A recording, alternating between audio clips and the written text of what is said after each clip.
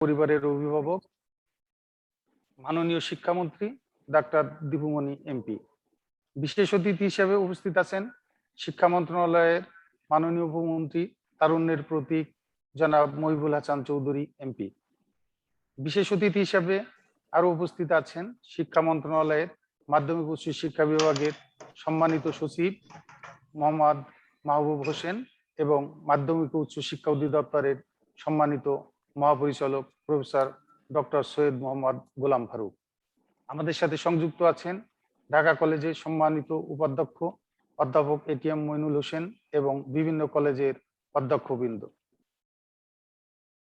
আজকের সভায় সভাপতিত্ব করবেন ঢাকা কলেজের সম্মানিত অধ্যক্ষ অধ্যাপক আইকে সেলিমুল্লাহ খন্দকার।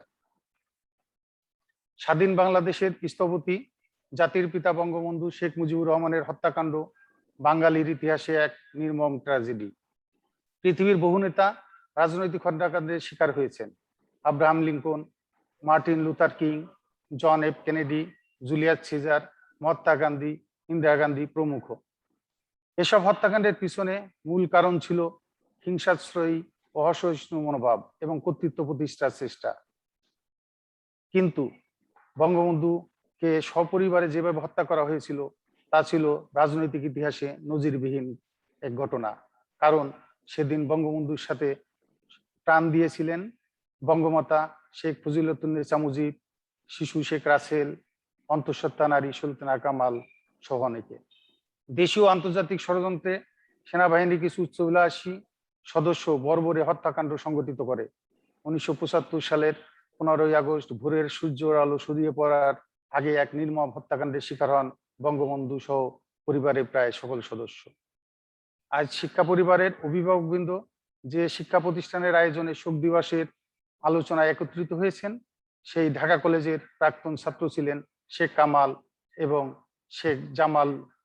আমরা বিনম্র চিত্তে স্মরণ করছি জাতির পিতা বঙ্গবন্ধু শেখ মুজিবুর রহমান, বঙ্গমাতা শেখ মুজিবুদ্দৌলা মুজিব, শেখ কামাল, শেখ জামাল, শেখ রাসেল সহ 15ই আগস্ট যারা শহীদ হয়েছেন তাদের সবাইকে। আজকের অনুষ্ঠানের প্রথমেই আমি পবিত্র কোরআন থেকে তেলাওয়াত করার জন্য অনুরোধ করছি মাওলানা মোহাম্মদ আব্দুল্লাহ পেশ ইমাম, ঢাকা কলেজ জামে মসজিদ। أعوذ بالله من الشيطان الرجيم. بسم الله الرحمن الرحيم. يا أيها الذين آمنوا اتقوا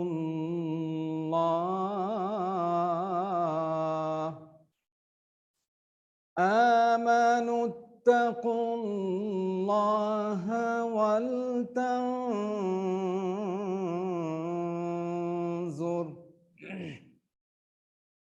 ولتنظر نفس ما قدمت لغد واتقوا الله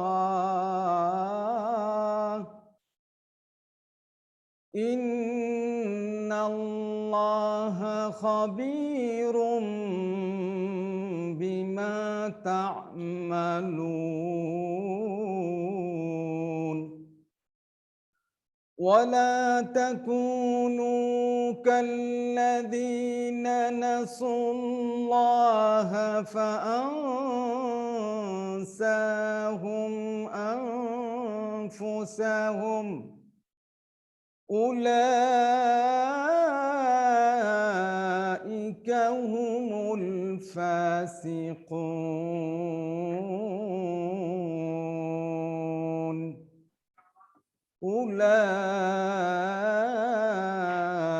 أولئك هم الفاسقون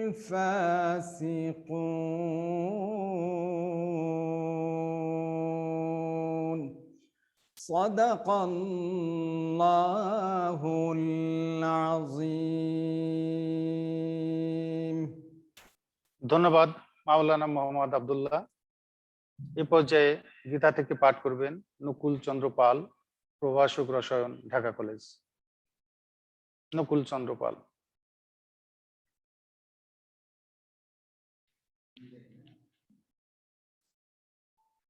নমস্কার।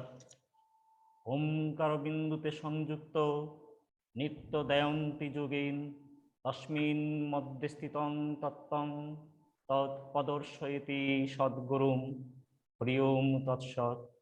শ্রীমদ্ ভগবদ গীতা চতুর্থ অধ্যায় জ্ঞান যোগ থেকে পাঠ করছি। ভগবান শ্রীকৃষ্ণ উবাচ ইয়ে যথমং প্রপদ্যন্তে তাং ততৈব ভজাম্যহম মম বর্তমানুবর্তন্তে মনুষ্যা পার্থ সর্বশ। সরলার্থ, হে পার্থ, যে আমাকে যেভাবেই উপাসনা করে আমি তাহাকে সেইভাবেই তুষ্ট করি। মনুষ্যগণ প্রার্থনার জন্য যে পথই অনুসরণ করুক না কেন, সকল পথেই আমাতে পৌঁছাতে পারে। হরে কৃষ্ণ কৃষ্ণ কৃষ্ণ হরে হরে, হরে রাম রাম রাম হরে হরে। ওম সর্বেষাং মঙ্গলং ভূয়াৎ, সর্বে সন্তু নিরাময়া, সর্বে ভদ্রাণি পশ্যন্তু, মা কশ্চিৎ দুঃখভাগ ভবেৎ। সকলের মঙ্গল হোক, সকলেই নিরাময় হোক, কেউ যেন দুঃখ ভোগ না করে। ওম শান্তি, ওম শান্তি, ওম শান্তি। নমস্কার, ধন্যবাদ। ধন্যবাদ নকুল চন্দ্র পাল। বঙ্গবন্ধু ছিলেন সাধারণ মানুষের হৃদয়ের সম্রাট। অবিসংবাদিত এ নেতা বিশ্বের শোষিত, বঞ্চিত ও নিপীড়িত নির্যাতিত জনতার মুক্তির ইতিহাসে এক কিংবদন্তি, যাকে হত্যার মধ্য দিয়ে পৃথিবীর মানচিত্র থেকে মুছে ফেলার চেষ্টা করা হয়েছিল। সদ্য স্বাধীন বাংলাদেশকে মুছে ফেলার চেষ্টা করা হয়েছিল বঙ্গবন্ধুর আদর্শকে। আমরা হারিয়েছি আমাদের জাতির পিতাকে, কিন্তু তার যে আদর্শ তা অনুসরণ করে বাংলাদেশ আজ মাথা উঁচু করে দাঁড়িয়েছে বিশ্ব মানচিত্রে। এ পর্যায়ে আমরা শুনবো একজন শিক্ষার্থীর বক্তব্য। দেওয়ান মোহাম্মদ শিপাত, একাদশ বিজ্ঞান শ্রেণীর ছাত্র, ঢাকা কলেজ। দেওয়ান মোহাম্মদ শিপাত। আমি হিমালয় দেখিনি, কিন্তু আমি শেখ মুজিবকে দেখেছি। বঙ্গবন্ধু শেখ মুজিবকে নিয়ে ফিদেল কাস্ত্রো একদিন গর্বিত চিত্তে মুগ্ধ হয়ে এই বিখ্যাত উক্তিটি করেছিলেন, আমি বা আমার প্রজন্ম বঙ্গবন্ধুকে দেখিনি, কিন্তু আমরা মাথা উঁচু করে সগর্বে আজ যে দেশের মাটিতে বাস করছি, সে দেশকে বঙ্গবন্ধু স্বাধীন করে গেছেন। তিনি বাংলাদেশের জাতির পিতা, হাজার বছরের শ্রেষ্ঠ বাঙালি। জাতির পিতা বঙ্গবন্ধু শেখ মুজিবুর রহমানের 46তম শাহাদাত বার্ষিকী ও জাতীয় শোক দিবস 2021 যথাযোগ্য মর্যাদায় পালনের অংশ হিসেবে ঢাকা কলেজের কর্তৃক আয়োজিত আজকের এই ভার্চুয়াল সভার সম্মানিত সভাপতি, ঢাকা কলেজের সুযোগ্য অধ্যক্ষ অধ্যাপক IK সেলিমুল্লাহ খন্দকার, প্রধান অতিথি হিসেবে সংযুক্ত গণপ্রজাতন্ত্রী বাংলাদেশ সরকারের মাননীয় শিক্ষামন্ত্রী ডক্টর দীপুমণি MP, বিশেষ অতিথি হিসেবে উপস্থিত আছেন মাননীয় শিক্ষা উপমন্ত্রী জনাব মহিবুল হাসান চৌধুরী MP, শিক্ষা মন্ত্রণালয়ের মাধ্যমিক ও উচ্চ শিক্ষা বিভাগের মান্যবর সচিব মহোদয় জনাব মোহাম্মদ মাহবুব হোসেন, মাধ্যমিক ও উচ্চ শিক্ষা অধিদপ্তরের মহাপরিচালক প্রফেসর ডক্টর সৈয়দ মোহাম্মদ গোলাম ফারুক, শ্রদ্ধেয় উপাধ্যক্ষ স্যার অধ্যাপক ATM মইনুল হোসেন, আমার শ্রদ্ধেয় শিক্ষকবৃন্দ এবং সুধীবৃন্দ, আসসালামু আলাইকুম। শিক্ষার্থীদের পক্ষ থেকে আমাকে এই সভায় দুটি কথা বলার অনুমতি প্রদান করার জন্য কলেজ প্রশাসনের কাছে কৃতজ্ঞতা প্রকাশ করছি।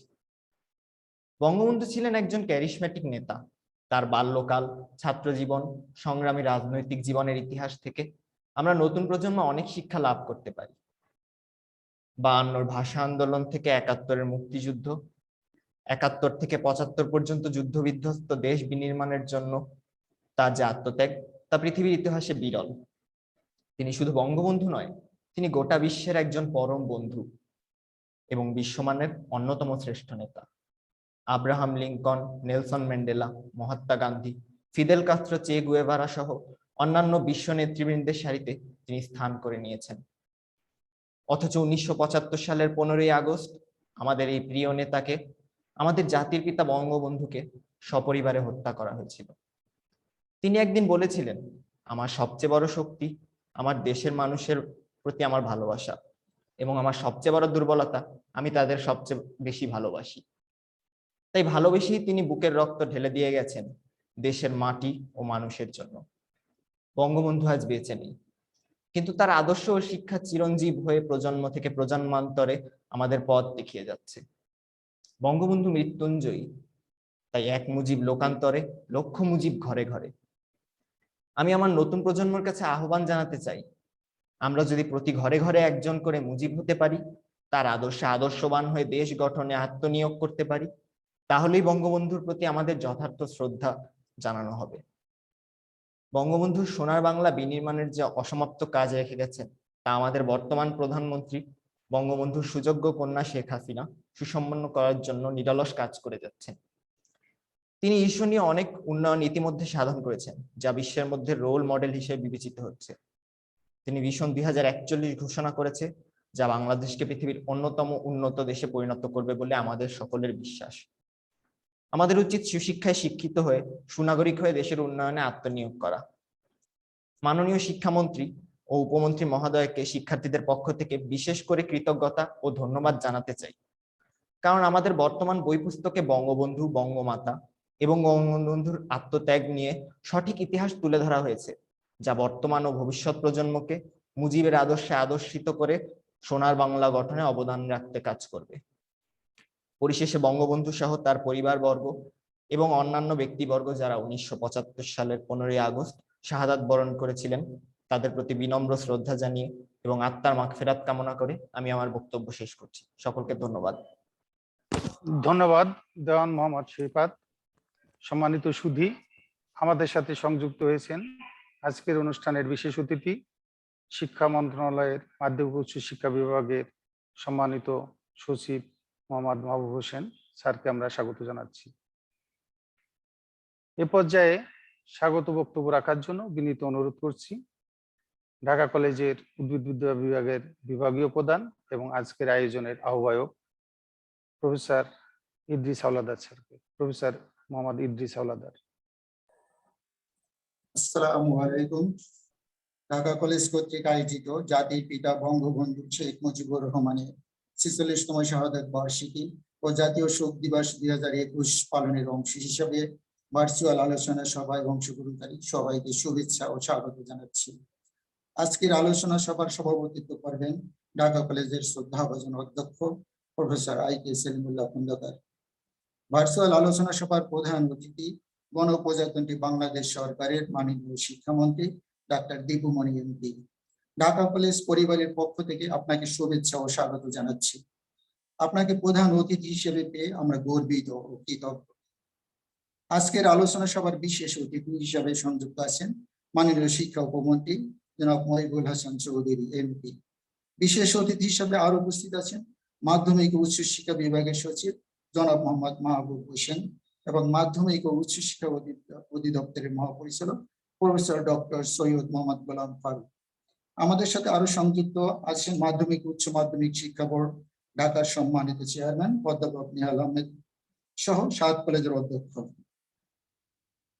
অনুষ্ঠানে সংযুক্ত আছেন ঢাকা কলেজের সম্মানিত উপাধ্যক্ষ, অনুষ্ঠানের সঞ্চালক, শিক্ষক পরিষদের সাধারণ সম্পাদক, বিভিন্ন বিভাগের সম্মানিত শিক্ষক মন্ডলী, কর্মকর্তা কর্মচারী বৃন্দ, প্রিয় শিক্ষার্থী ও শুধু মন্ডলী, সবাইকে স্বাগত জানাচ্ছি।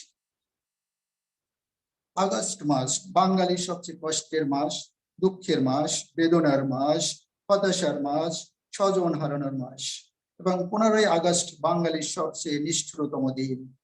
কারণ এই দিনই আমরা হারিয়েছি জাতির শ্রেষ্ঠ সন্তান, মুক্তির দিশারি, বাঙালির অবিসংবাদিত নেতা, বিশ্ব নেতা, জাতির জনক বঙ্গবন্ধু শেখ মুজিবুর রহমান।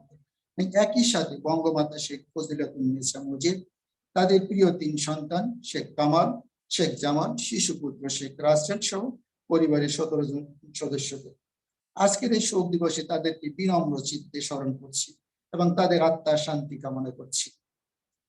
আমরা মাননীয় শিক্ষামন্ত্রী, উপমন্ত্রী সহ আমাদের 4 জন অভিভাবকের মুখে 15ই আগস্টের নির্মম হত্যাকাণ্ডের ঘটনাগুলি এবং দেশীয় এবং আন্তর্জাতিক ষড়যন্ত্র সম্পর্কে বিস্তারিত জানতে পারব।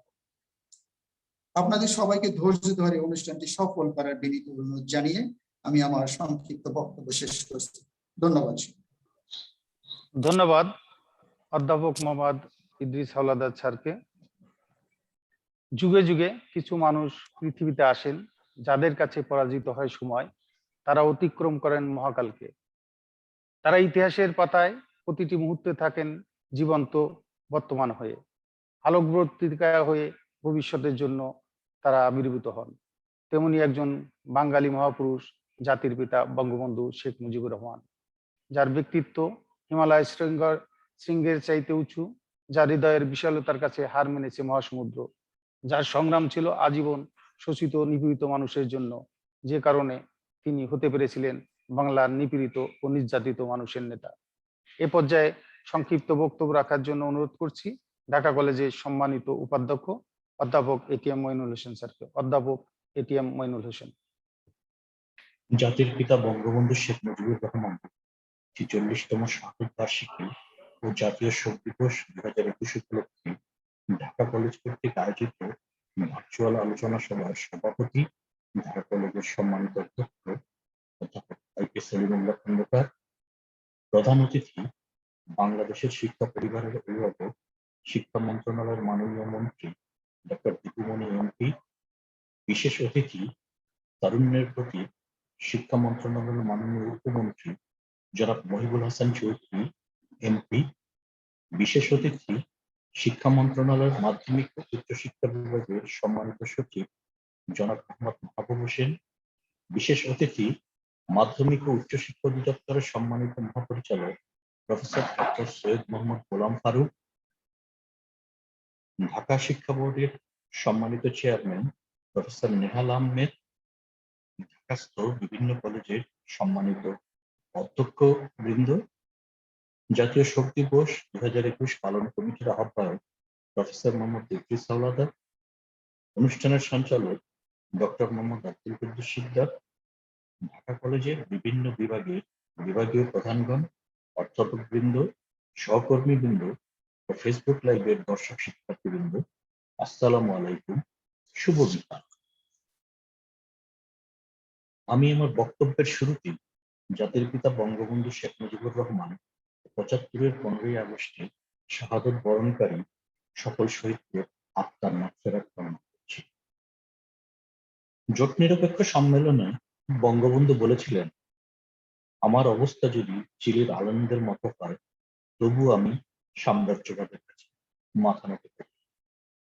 সেই সভাতেই ফিদেল ক্যাস্ট্রো বলেছিলেন, এতদিন সাম্রাজ্যবাদের বুলেট আমাকে অনুসরণ করত, কিন্তু আজ বুঝলাম সেই বুলেট এখন থেকে শেখ মুজিবকে অনুসরণ করে। ফিদেল ক্যাস্ট্রোর বক্তব্য দুর্ভাগ্যজনকভাবে সত্যের প্রকাশ পেয়েছে। সাম্রাজ্যবাদের প্রসর দেশি বিদেশি চক্রান্তকারীদের বন্দুকের কারণল বঙ্গবন্ধুকে ছায়ার মতো অনুসরণ করছে। ঘাতকদের হিংস্র বুলেটের আঘাতে জাতির পিতা ক্ষতবিক্ষত থেকে লুটিয়ে পড়েছিলেন, বাংলায় রক্ত গঙ্গা বয়ে যাচ্ছে। যে মহাত্মার জন্ম না হলে আমি আজন্ম কৃতদাস থেকে যেতাম, তারই স্বপ্নের সোনার বাংলা গড়ার দৃপ্ত ব্যক্ত করছি। মুজিব জন্ম শতবর্ষ ও স্বাধীনতার সুবর্ণ জয়ন্তীর এই ভাঙড়ে দাঁড়িয়ে বঙ্গবন্ধু সহ 15ই আগস্টের সকল শহীদদের প্রতি বিনম্র শ্রদ্ধা প্রকাশ করে আমি আমার বক্তব্য শেষ করছি। জয় বাংলা।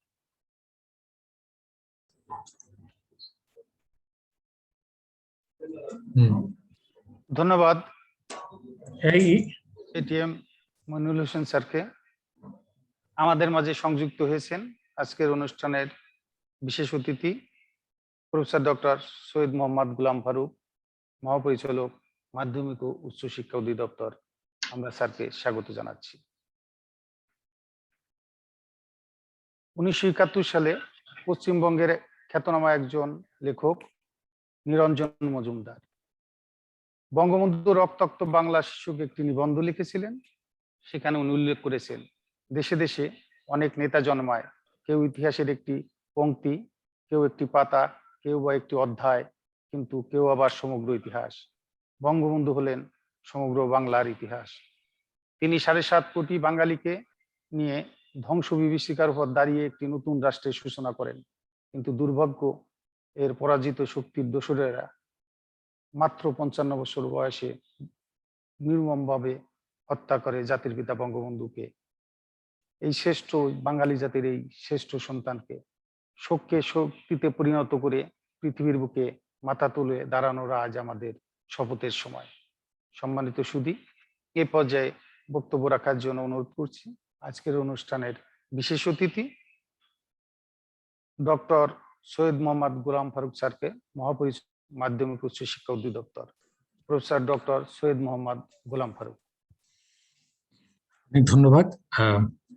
আজকের এই অনুষ্ঠানের সম্মানিত সভাপতি অধ্যক্ষ মহোদয়, ঢাকা কলেজ, এখানে উপস্থিত আছেন আমাদের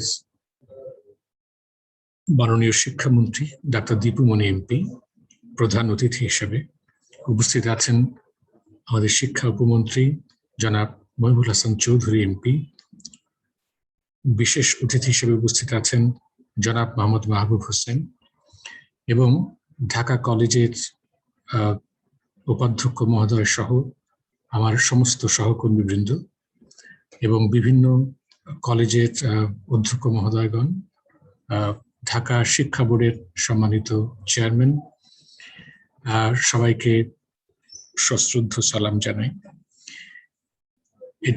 প্রথমেই আমি আমাদের হাজার বছরের শ্রেষ্ঠ বাঙালি জাতির পিতা বঙ্গবন্ধু শেখ মুজিবুর রহমান এবং তার যেসব স্বজনরা সেদিন 15ই আগস্টের কালো রাতে শাহাদাত বরণ করেছিলেন, তাদের আত্মার মাগফিরাত কামনা করি এবং তাদের শ্রদ্ধা জানাই।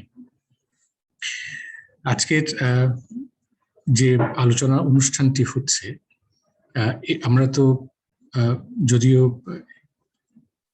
আজকে আমরা বঙ্গবন্ধুকে নানানভাবে স্মরণ করব, কিন্তু আমাদের সৌভাগ্য যে নানান অকেশনে আমরা আমাদের জাতির পিতা বঙ্গবন্ধু শেখ মুজিবুর রহমানকে স্মরণ করি এবং তার কাছ থেকে নানানভাবে অনুপ্রেরণা লাভ করি। এখন এই মুহূর্তে আমি যেটা সব সময় সব জায়গায় বলার চেষ্টা করি, এই মুহূর্তে যখন আমরা করোনার বিরুদ্ধে যুদ্ধ করছি, তখন জাতির পিতা বঙ্গবন্ধু শেখ মুজিবুর রহমান অনেক বেশি প্রাসঙ্গিক। তিনি যেমন যুদ্ধ করেছিলেন, শুধুমাত্র কয়েকটা মাসের বা কয়েক বছরের যুদ্ধ নয়, আজীবন যুদ্ধ করেছেন, নানান বিষয়ে যুদ্ধ করেছেন। ঠিক সেই স্পিরিট নিয়েই এখন যদি আমরা এই যুদ্ধে নামতে পারি, তাহলে আমরা যুদ্ধে জয়ী হব। এজন্যই আমাদের জাতির পিতা বঙ্গবন্ধু শেখ মুজিবুর রহমানকে বারবার স্মরণ করা দরকার। একটি বিষয় খালি আমি উল্লেখ করি জাতির পিতার, সেটি হচ্ছে যে তিনি তার জীবনের শুরুতেই বুঝতে পেরেছিলেন যে তিনি কি করবেন এবং সেটা করার ক্ষমতাটা তার আছে, এটাও তিনি বুঝতে পেরেছিলেন।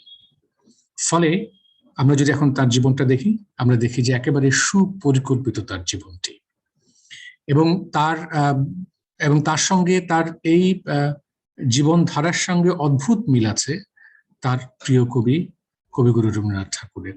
তার ক্ষেত্রেও একই, এবং একই কনসেপ্ট তার জীবনের শুরুতে যখন তিনি এটা তৈরি করেছিলেন এবং সারা জীবন ধরে সেটা চর্চা করেছেন, লালন করেছেন, পরিপক্ক করেছেন। আমরা যদি শিক্ষার ক্ষেত্রে দেখি, বঙ্গবন্ধু একেবারে শুরুতেই 47-48-এর দিকে তিনি শিক্ষা সম্পর্কে যে ধারণা পোষণ করতেন, তিনি আওয়ামী মুসলিম লীগের নেতা হিসেবে যে ধারণা পোষণ করতেন, এরপরে যুক্ত ফ্রন্টের নেতা হিসেবে যে ধারণা পোষণ করতেন, কিংবা পরে আওয়ামী লীগের নেতা হিসেবে যে ধারণা পোষণ করতেন, কিংবা 70-এর নির্বাচনের বক্তৃতায় যে কথাগুলো বলেছেন, এবং স্বাধীন হওয়ার পর, ক্ষমতা লাভের পর তিনি যা করেছেন, তার প্রত্যেকটা বিষয় একই রকম, একইভাবে অ্যালাইনড। এটা প্রমাণ করে যে তিনি একটি স্থির ধারণা নিয়ে, স্থির সিদ্ধান্ত নিয়ে সেটাকে সারা জীবন ধরে পরিপক্ক করেছেন, এবং পরে যুদ্ধের পর, স্বাধীন হওয়ার পর মাত্র 3.5 বছরে সেটা বাস্তবায়ন করেছেন। মানে পুরোপুরি তো বাস্তবায়ন করতে পারেননি, কিন্তু 3.5 বছরে তিনি যে অসাধারণ কাজটি করেছেন, আমরা যদি বলি যে বিদ্যুৎ গতিতে কাজ করছেন, তা মনে হয় কম বলা হয়। যেভাবে তিনি সংস্কার করেছেন, যেভাবে তিনি শিক্ষা কমিশন গঠন করেছেন, যেভাবে তিনি তার শিক্ষাকে ঢেলে সাজিয়েছেন, নানান রকম প্রতিষ্ঠান তৈরি করেছেন, এটা একটা, আমি বলবো যে একটা ম্যামথ টাস্ক তিনি করেছেন। এবং আমরা বুঝতে পারি যে এই যে অসাধারণ কাজটি, মানে এই এত পরিমাণ কাজ এত কম সময়ে করা এবং এত কোয়ালিটি কাজ করা, এটা সম্ভব কারণ হচ্ছে তিনি সারা জীবন ধরে এই পরিকল্পনাটা করেছেন। অর্থাৎ তিনি কি করবেন ক্ষমতা পাওয়ার পরে, এটা তার মাথায় একেবারে প্রস্তুত ছিল। সেই বিষয়টাই আমরা মনে করি যে সবচেয়ে বেশি গুরুত্বপূর্ণ। এটা খুব বড় একটি শিক্ষা যে আমরা কি করব সেই সম্পর্কে যদি খুব স্পষ্ট ধারণা থাকে, তাহলে কাজটা করা খুব সহজ হয়ে যায় বা সম্ভব হয়। সেটা আমাদের এখন এই করোনার বিরুদ্ধে যখন আমরা যুদ্ধ করছি, তখন এই বিষয়টা আমাদের একটু মনে রাখতে হবে। আমাদের মাননীয় মন্ত্রী মহোদয় এবং মাননীয় উপমন্ত্রী মহোদয়ের নেতৃত্বে আমাদের কাছে কিন্তু বিষয়গুলো এখন পরিষ্কার। তারা একইভাবে বঙ্গবন্ধুর আদর্শ অনুসরণ করেই আমাদের মাননীয় প্রধানমন্ত্রী যেমন প্রত্যেকটা কাজ সুপরিকল্পিতভাবে করেন, আমাদের মাননীয় মন্ত্রী মহোদয় এবং উপমন্ত্রী মহোদয় সেই পুরো বিষয়টি আমরা কিভাবে এই চ্যালেঞ্জকে মোকাবেলা করব সেই ধারণাটি আমাদের কাছে স্পষ্ট করে দিয়েছেন। ফলে আমাদের কাছে এখন এই কাজগুলো করা সম্ভব, হয়তো খুব সহজ নয়, কিন্তু সম্ভব। এবং আমরা যদি ঠিকভাবে ওনারা যে পরিকল্পনাটা আমাদেরকে দিয়েছেন, যেভাবে আমাদেরকে দিক নির্দেশনা দিচ্ছেন, সেটা যদি আমরা ঠিকভাবে অনুসরণ করতে পারি, তাহলে এই করোনার বিরুদ্ধে জয়টা আমাদের অনিবার্য। যেমন আমি একটা উদাহরণ দিই, যে এই কদিন আগে আমাদের মাননীয় মন্ত্রী মহোদয় খুব স্পষ্ট নির্দেশনা দিয়েছেন, একেবারে স্পষ্ট, যে নভেম্বরে আমরা এসএসসি পরীক্ষা নেব, ডিসেম্বরে আমরা এইচএসসি পরীক্ষা নেব। যদি না নিতে পারি তাহলে কি করব, একেবারে স্পষ্ট ধারণাটা আমাদেরকে দিয়ে দিয়েছেন। আমাদের লক্ষ্য একেবারে স্পষ্ট।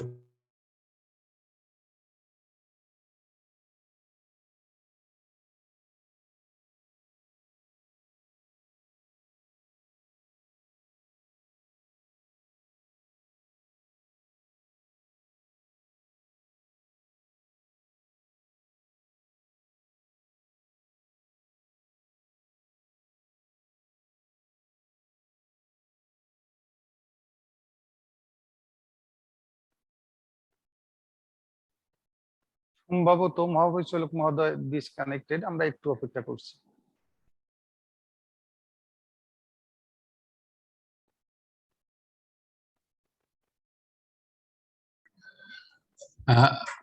আপনি শুনতে পাচ্ছেন? স্যার শোনা যাচ্ছে স্যার। আচ্ছা, তা আমাদের কাছে বিষয়টা এখন এত স্পষ্ট যে আমরা এই অ্যাসাইনমেন্টের মাধ্যমে আমাদের পরীক্ষার্থীদের পরীক্ষার প্রস্তুতি সম্পন্ন করব। এটি হচ্ছে একটি বিষয়। আর দ্বিতীয় বিষয়টি হচ্ছে, যদি করোনার কারণে আমরা পরীক্ষা নিতে না পারি, সেক্ষেত্রে আমরা কি করব সেটা মাননীয় মন্ত্রী মহোদয় খুব স্পষ্টভাবে বলে দিয়েছেন। সাবজেক্ট ম্যাপিং হবে, তার সঙ্গে অ্যাসাইনমেন্টের নম্বরটি যুক্ত হবে। আবার এটাও যদি আমরা করতে না পারি, সেক্ষেত্রে আমরা শুধুমাত্র সাবজেক্ট ম্যাপিং এ যাব। অর্থাৎ তিনি প্রত্যেকটা বিষয়কে খুব স্পষ্ট করে আমাদেরকে বলে দিয়েছেন। এখন আমাদের কর্তব্যটা হচ্ছে যে এই অ্যাসাইনমেন্টটি, যেটি আমাদের পরীক্ষার জন্য আমাদের শিক্ষার্থীদের প্রস্তুত করবে, এবং যদি পরীক্ষা না নিতে পারি তাহলে সাবজেক্ট ম্যাপিং এর সঙ্গে এই নাম্বারটি যুক্ত হয়ে তাদের গ্রেডিংটি নির্ধারিত হবে। আমাদের দায়িত্ব হচ্ছে এখন এই অ্যাসাইনমেন্ট কার্যক্রমটি খুব ভালোভাবে বাস্তবায়ন করা। এই অ্যাসাইনমেন্ট কার্যক্রমটি যদি আমরা বাস্তবায়ন করতে পারি, আমরা দেখতে পাচ্ছি যে অনেকগুলো লক্ষ্য একই সঙ্গে অর্জিত হবে। একটি হচ্ছে যে করোনার চ্যালেঞ্জ মোকাবেলা করা, আরেকটি হচ্ছে আমাদের শিক্ষার্থীদের শিক্ষা জীবন, তাদের ভবিষ্যৎকে নিশ্চিত করা।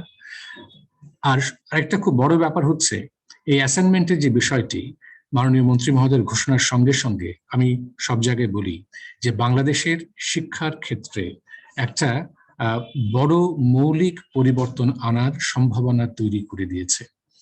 মাননীয় মন্ত্রী মহোদয় যখন ঘোষণা করেছেন যে এই অ্যাসাইনমেন্টের নম্বরটি সাবজেক্ট ম্যাপিং এর সঙ্গে যুক্ত হয়ে তাদের গ্রেডিং নির্ধারণ করতে পারে, তার মানে কিন্তু তিনি আমাদের কলেজ ভিত্তিক যে মূল্যায়ন, সেই মূল্যায়নের একটা সম্ভাবনার কথা বলেছেন। অর্থাৎ কলেজ ভিত্তিক মূল্যায়নটি পাবলিক পরীক্ষার গ্রেডিং এর সঙ্গে যুক্ত হওয়ার যে সম্ভাবনাটি, এটি কিন্তু বাংলাদেশের শিক্ষার ক্ষেত্রে একটা খুব বড় ধরনের পরিবর্তন আনবে যদি আমরা এটাকে বাস্তবায়ন করতে পারি। এবং একই সঙ্গে আমি যেটা সবসময় সব জায়গায় বলি, এই কলেজ ভিত্তিক বা স্কুল ভিত্তিক মূল্যায়নটা যদি আমরা বাস্তবায়ন করতে পারি, আমাদের শিক্ষকদের, আমাদের যে মান মর্যাদা, আমাদের যে ভাবমূর্তি, সেটি অনেক বৃদ্ধি পাবে, অনেক বেশি উজ্জ্বল হবে। এই সুযোগটা কিন্তু আমাদেরকে তিনি দিয়েছেন।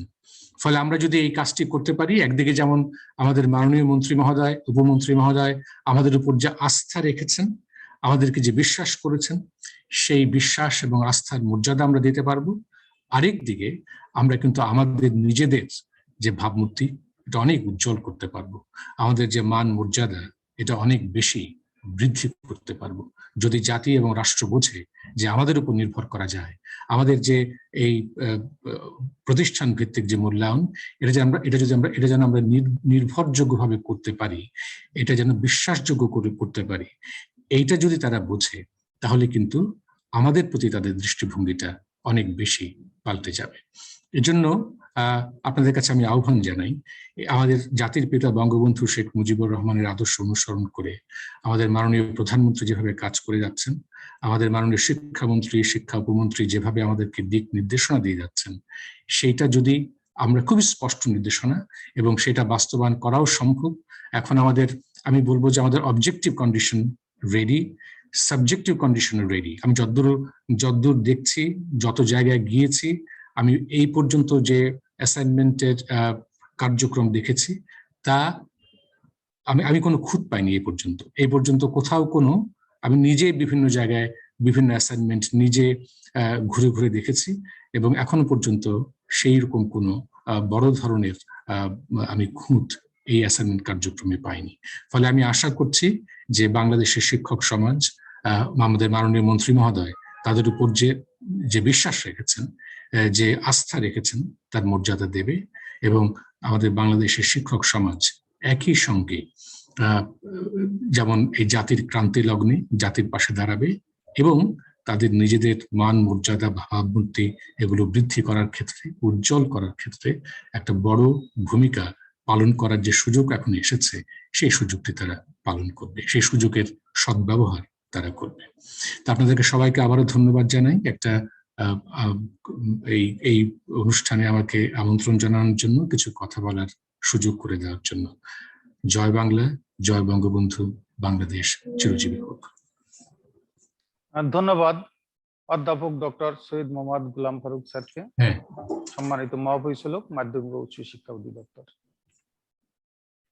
নিউজউইক পত্রিকার সাংবাদিক লরেন্স ডেকিন্স বঙ্গবন্ধুকে আখ্যায়িত করেছিলেন রাজনীতির কবি হিসেবে। শুধু তাই নয়, আমরা যারা শিক্ষকতা করি এবং শিক্ষকতার সাথে যুক্ত আছি, আমাদের দৃষ্টিতে বঙ্গবন্ধু একজন আদর্শ নির্ভীক শিক্ষক। কারাগারের অন্ধকার প্রকোষ্ঠে বসে লেখা তার বইগুলো যখন আমরা পড়ি, কিংবা অবসরের কোনো ক্ষণে যখন তার বক্তৃতাগুলো শুনি, তখন মনে হয় আমি শিশুর মতোই যেন শিখছি জগতের অনেক কিছু। দৃঢ়তা, সততা, দায়িত্ববোধ, ন্যায়বোধ এবং লক্ষ্যে পৌঁছার অদম্য বাসনায় যিনি উদ্বুদ্ধ করতে পারেন জাতিকে, তিনিই তো জাতির শ্রেষ্ঠ শিক্ষক। তিনি আমাদের জাতির পিতা বঙ্গবন্ধু শেখ মুজিবুর রহমান।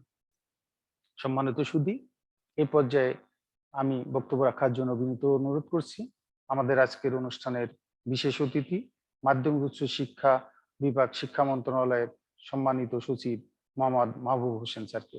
মোহাম্মদ মাহবুব হোসেন।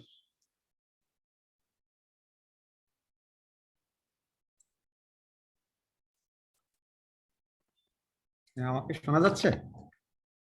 জি স্যার, শুনতে পাচ্ছি স্যার। জাতির পিতা বঙ্গবন্ধু শেখ মুজিবুর রহমানের 46তম শাহাদাত বার্ষিকী ও জাতীয় শোক দিবস 2021 উপলক্ষে আয়োজিত এই আলোচনা সভা, ঢাকা কলেজ কর্তৃক আয়োজিত আলোচনা সভার সম্মানিত সভাপতি, ঢাকা কলেজের সুযোগ্য অধ্যক্ষ মহোদয়, আজকের অনুষ্ঠানের প্রধান অতিথি আমাদের শিক্ষা পরিবারের অভিভাবক গণপ্রজাতন্ত্রী বাংলাদেশ সরকারের মাননীয় শিক্ষামন্ত্রী ডক্টর দীপ্তিমণি এমপি, আজকের অনুষ্ঠানের বিশেষ অতিথি আমাদের শিক্ষা পরিবারের আরেকজন অভিভাবক মাননীয় শিক্ষামন্ত্রী জনাব মহিবুল হাসান চৌধুরী এমপি, বিশেষ অতিথি জনাব ডক্টর সৈয়দ গোলাম ফারুক, মহাপরিচালক মাধ্যমিক উচ্চ শিক্ষা অধিদপ্তর, এই আলোচনা সভায় সংযুক্ত ঢাকা কলেজের সম্মানিত শিক্ষক মন্ডলী, আপনার সকলকে আসসালামু আলাইকুম, শুভ সন্ধ্যা। আমি আমার বক্তব্যের শুরুতে গভীর শ্রদ্ধার সাথে স্মরণ করছি সর্বকালের শ্রেষ্ঠ বাঙালি, যার শাহাদাত বার্ষিকী উপলক্ষে আজকে আমরা এখানে আলোচনা সভা আয়োজন করেছি। আমাদের স্বাধীনতা মহানায়ক জাতির পিতা বঙ্গবন্ধু শেখ মুজিবুর রহমান এবং 1975 সালের 15ই আগস্ট কাল রাত্রিতে শাহাদাত বরণকারী বেগম ফজিলাতুন্নেসা মুজিব সহ তার পরিবারের সকল শ্রদ্ধা সদস্যদের প্রতি আমি আমার গভীর শ্রদ্ধা ও ভালোবাসা নিবেদন করছি। আমরা এই আগস্ট মাস আমাদের জাতীয় জীবনের এক ভয়াবহ মাস। আমরা এই আগস্ট মাসে আমরা আমাদের জাতির পিতাকে হারিয়েছি। শুধু জাতির পিতাকে হারাইনি, তার পরিবারের সদস্যবৃন্দকে হারিয়েছি। আমরা একটু যদি গভীরভাবে চিন্তা করে দেখি, সমসাময়িক কালে কিংবা ইতিহাসে অন্যান্য যত রাজনৈতিক নেতৃবৃন্দ হয়েছেন, যারা তাদের দেশে জাতির পিতা হয়েছেন কিংবা বিভিন্ন কারণে বিভিন্ন উচ্চতায় রাজনৈতিক তাদের দেশের রাজনৈতিক অবদানের কারণে বিভিন্ন উচ্চতায় অধিষ্ঠিত হয়েছেন, তাদের সাথে বঙ্গবন্ধুর রাজনৈতিক জীবনের এবং অর্জনের, তার মতাদর্শের বা তার সাফল্যের বৈশিষ্ট্যের একটা গুণগত পার্থক্য আমরা দেখতে পাই। আমার নিজের অবজারভেশনে, আমার নিজের উপলব্ধিতে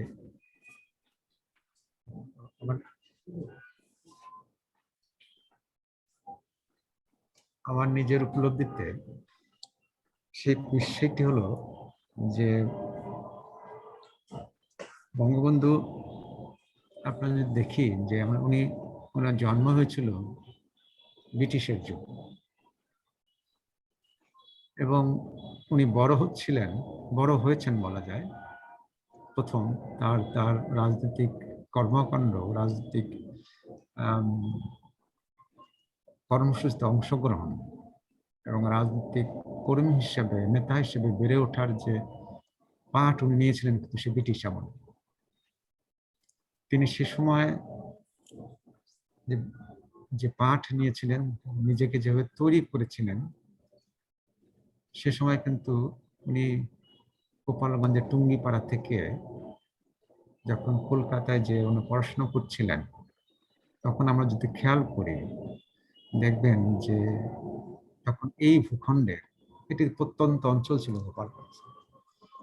সেখান থেকে বেড়ে ওঠা একজন মানুষ কলকাতা শহরের ওই সময় সবচেয়ে জাঁকজমকপূর্ণ শহর তখন ভারতবর্ষে, সেখানে উনি বেড়ে উঠছেন এবং সেখানে উনি রাজনৈতিকভাবে, আমি রাজনৈতিক জীবনের কথা বলছি, এবং সেখানে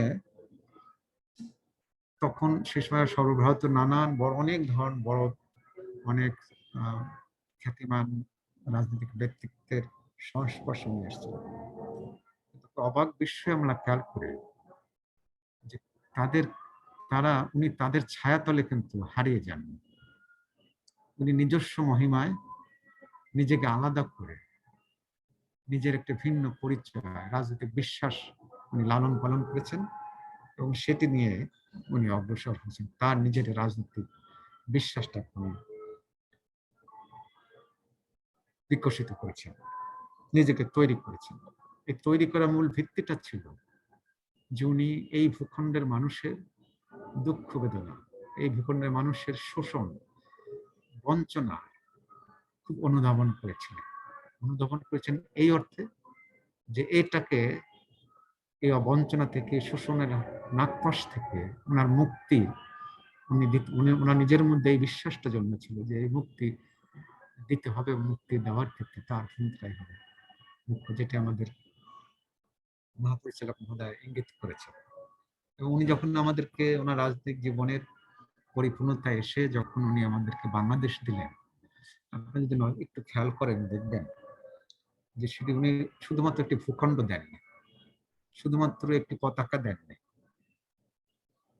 শুধুমাত্র আমাদের শুধু আত্মপরিচয়, একটা জাতীয়তা বোধ, আমাকে জাতীয়তা দেন, তার সাথে উনি কিছু আমাদের চেতনা দিয়েছেন। উনি আমাদের এই ভূখণ্ডের মানুষের চেতনাটা কি হবে সেটিকে উনি সামারাইজ করেছেন, সেটিকে উনি নেতৃত্ব দিয়েছেন। আমাদের বিশ্বাসের একটি প্রতীক হিসেবে উনি আবির্ভূত হয়েছেন। ওনার রাজনৈতিক জীবনটা এমন ভাবে তৈরি হচ্ছে যে আমাদের এই ভূখণ্ডে মানুষের বিশ্বাসের প্রতীক, এই ভূখণ্ডে মানুষের মূল্যবোধের প্রতীক। যেখানে টোটাল ভারতবর্ষে রাজনৈতিক 47 সালে রাজনীতির একটি পরিপূর্ণতা পেয়েছিল ভারতবর্ষে বিভিন্ন সে সময় ব্রিটিশ বিরোধী আন্দোলনে, যে ধর্মেরকে ভিত্তিক করে বিভাজনের একটি পরিণাম, বিভাজনের একটি রাজনৈতিক সমাধান তারা খুঁজেছিলেন। বঙ্গবন্ধু এসে তার ঠিক বিপরীতে তিনিও স্বাধীন করলেন, কিন্তু তিনি বিভাজন করেন।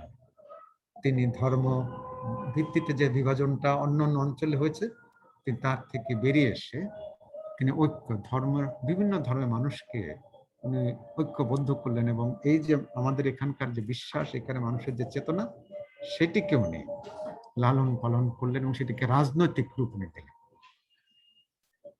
সেই অর্থে আমি বলছি বঙ্গবন্ধু আমাদের মূল্যবোধের প্রতীক। এবং তার প্রেক্ষিতেই আমরা কিন্তু বঙ্গবন্ধুকে পেয়েছি। বঙ্গবন্ধুর হাত ধরে যে বাংলাদেশ আমরা পেয়েছি, সে বাংলাদেশ কিন্তু অন্য যে কোনো পৃথিবীর অন্য যে কোনো স্বাধীন দেশের তুলনায় ভিন্ন একটি দেশ। পাকিস্তান হয়েছে, পাকিস্তান একরকম দেশ, ভারত হয়েছে, ভারত একরকম দেশ, অন্যান্য দেশ যারা স্বাধীন হয়েছে তারা এক রকম হয়েছে, কিন্তু বাংলাদেশও কিন্তু এই দৃষ্টিকোণ থেকে আমি বলবো যে ভিন্ন একটি দেশ, ভিন্ন চেতনার একটি দেশে হিসেবে পৃথিবীর বুকে প্রতিষ্ঠিত হয়েছে। এবং ওই যে তিনি যে রাজনৈতিক বিশ্বাস, তিনি যে সাংস্কৃতিক ঐতিহ্যকে ধারণ করতেন, সেটিকে নিয়ে উনি যে শোষণ, যে শাসন এবং যে আত্মপরিচয় সংকট থেকে বেরিয়ে আসার জন্য বাংলাদেশকে তৈরি করেছিলেন, সে বাংলাদেশকে মর্যাদার ক্ষেত্রে অনন্য আসনে উত্তীর্ণ করার জন্য, উন্নীত করার জন্য তিনি কিন্তু নিজেকে সবসময় ব্যর্থ রেখেছিলেন। আমি একটি গল্প, আপনারাও জানেন, আমি গল্পটা যখন পড়ি, আবার সেদিন কয়েকদিন আগেও আবার সে গল্পটা একজনের একটা লেখার মধ্যে পেলাম, আমি আপনাদের সাথে শেয়ার করি। আপনারাও জানেন গল্পটা, যে স্বাধীনতার পরে আপনারা জানেন যে যখন যেহেতু সৌদি আরব বাংলাদেশকে স্বীকৃতি দেয়নি, যে সে কারণে বাংলাদেশের মানুষ হজ করতে যেতে পারত না সরাসরি বাংলাদেশের পরিচয় নিয়ে। তখন ভারতের একটা বিশেষ পারমিশন নিয়ে যেতে হতো। বঙ্গবন্ধু সে সময় সৌদি বাদশার সাথে যখন আলোচনা করলেন, তো তখন উনি এটা বললেন। সৌদি বাদশা যেভাবে রিয়াক্ট করেছিলেন আপনারা জানেন, তার উত্তরে উনি যেভাবে রিয়াক্ট করেছেন, সেটি তো আমাদের আমি বলবো যে বাঙালির আত্মমর্যাদার একটা স্ট্যান্ডার্ড তিনি তৈরি করেছিলেন, যে আমরা কারো ভিক্ষা বা দয়ার উপরে বাঁচতে চাই না, আমরা আমাদের অধিকার নিয়ে বাঁচতে চাই, সম্মান নিয়ে বাঁচতে চাই, এবং পৃথিবীর মানচিত্রে আমরা সেভাবে প্রতিষ্ঠিত হতে চাই। সেই যে ওনার যে দৃঢ়চেতা, সেই যে ওনার যে নিজের সম্মান বোধের প্রতি, ওনার সম্মানের প্রতি, ওনার জাতীয় সম্মানের প্রতি ওনার যে আত্মবিশ্বাস, সেটি আমাদের জন্য একটা অনুকরণীয় দৃষ্টান্ত, এবং আমাদের বলবো যে আমাদের জাতীয় জীবনে একটা বড় একটি পাথেয় এবং সঞ্চয়, আমি বলবো অনুপ্রেরণার অংশ। ইতিমধ্যে আপনারা জানেন, ধনী হয়েছে, আমি জানি যে আমরা অনেক হয়তো নামাজ পড়বেন, আমি আমার আলোচনা দীর্ঘ করছি না। আমার তরফ থেকে এই মহান নেতার প্রতি আমাদের যে ভালোবাসা, সাংস্কৃতিক ভালোবাসা, সেই ভালোবাসাটা আমরা এখন কিভাবে আমরা ভালোবাসাটাকে আমরা প্রমাণ করতে পারবো, সেটি নিয়ে আমরা একটু চিন্তা করি। ইতিমধ্যে আপনারা জানেন, মাননীয় প্রধান জাতির পিতার সুযোগ্য কন্যার নেতৃত্বে যে স্বপ্ন বঙ্গবন্ধু দেখেছিলেন সোনার বাংলা তৈরি করা, সে যেটি ৭৫ সালের 15 আগস্ট থেকে থমকে গিয়েছিল বললে ভুল হবে, যেটা উল্টো পথে বাংলাদেশ হেঁটেছিল, সে উল্টো পথ থেকে আবার সোজা পথে, সঠিক পথে ফিরিয়ে এনেছেন আমাদের মাননীয় প্রধানমন্ত্রী, এবং তার নেতৃত্বে আমরা এখন আলোর পথে অভিযাত্রা।